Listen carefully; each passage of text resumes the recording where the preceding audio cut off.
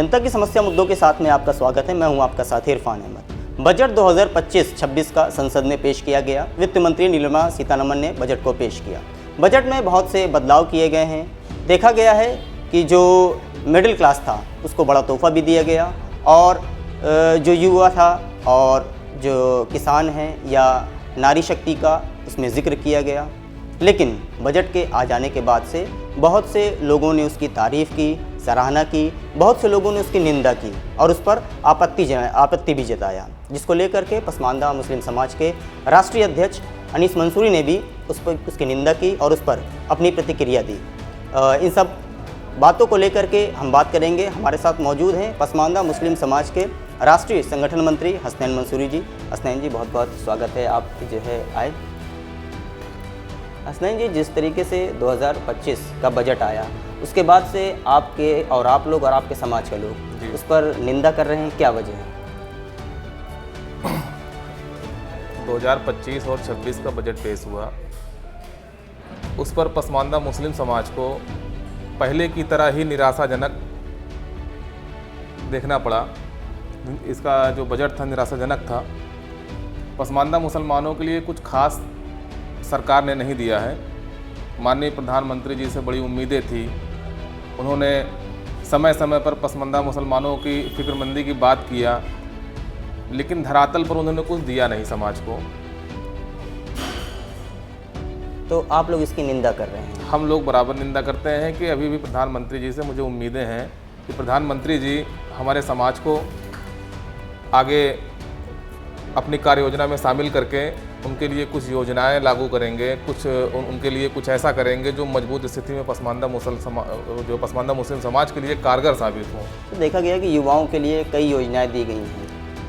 अभी तक तो मोदी जी ने जो भी योजनाएं शामिल किए हैं अपने कार्य योजना में, वो सब उनके मन की बात के तरीके होता है और धरातल पर कुछ उनके समझ में आता नहीं है। पसमानदा मुसलमानों को उनसे बड़ी उम्मीदें थी, लेकिन ऐसा कुछ अभी दिख नहीं रहा मुझे। तो आप लोग क्या चाहते हैं, क्या बजट में आना चाहिए आपके समाज के लिए?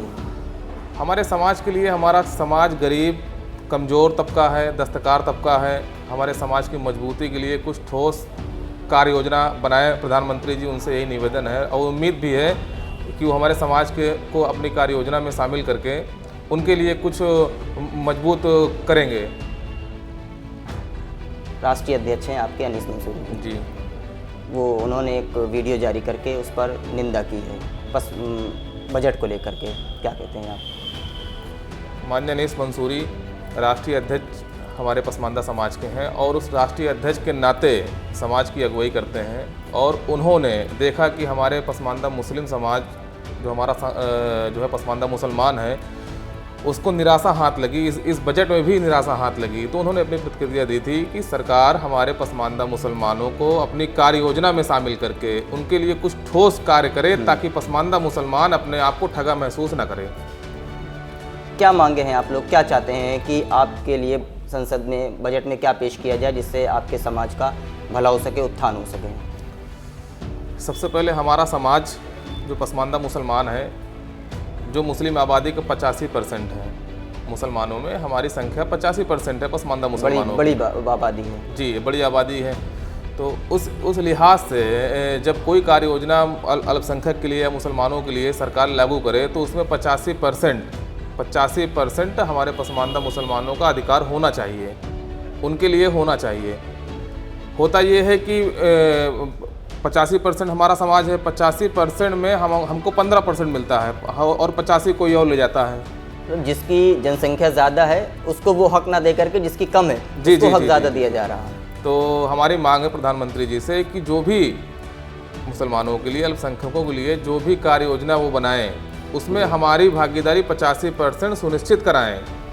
और हमारी मांग यही है कि हमारा जो पसमानदा मुसलमान है वो बहुत ही जो है मजलूम है, गरीब तबका है, उनके लिए ऐसी कोई कार्य योजना बनाए जाए कि वो अपने आप को मजबूत कर सकें। जी, तो अच्छा, जो योजनाएं आ रही हैं तो क्या वो उन तक नहीं पहुंच पा रही हैं? जैसे कि इस बार कहा गया कि युवा के लिए जो है बजट में कुछ अच्छा सा पेश किया गया है, उनकी भी जिक्र किया गया है, तो क्या मुस्लिम युवाओं के लिए वो नहीं फ़ायदेमंद हो रही हैं? नहीं, फ़ायदेमंद जब होगी जब उनके तक पहुंचेगी तब ना, उनके तक तो पहुंचती ही नहीं है, उनके तक तो वो योजना पहुंचती ही नहीं है। सबसे बड़ी बात यह है कि योजना लागू तो हो जाती है, वो कागजों पर ही सीमित रह जाती हैं, धरातल पर नहीं उतरती हैं।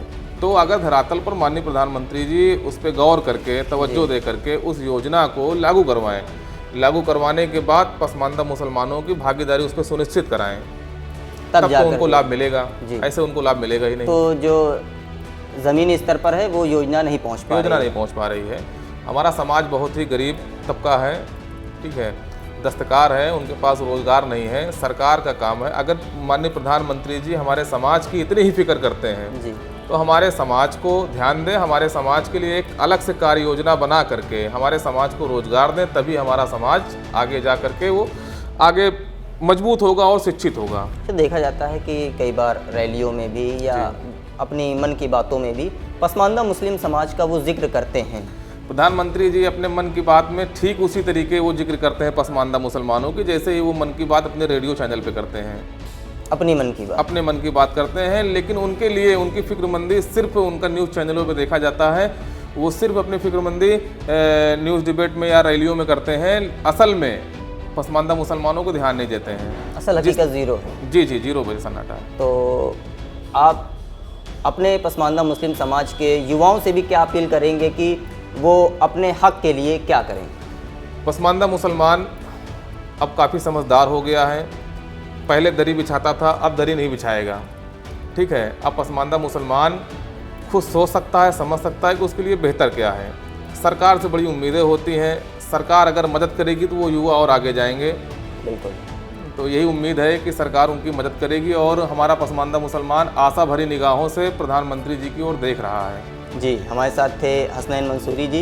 इन्होंने कहा कि पसमानदा मुस्लिम समाज के लिए प्रधानमंत्री इस पर ठोस कदम उठाएं, एक ऐसी योजना चलाएं जिससे कि पसमानदा युवाओं को एक अच्छी शिक्षा मिल सके, अच्छा रोज़गार मिल सके, और जिसको लेकर के हसनैन मंसूरी जी ने अपनी बात रखी है और इनका कहना है कि प्रधानमंत्री जी इस पर ख़ास तवज्जो दें। Sponsored by IITM Computer Institute.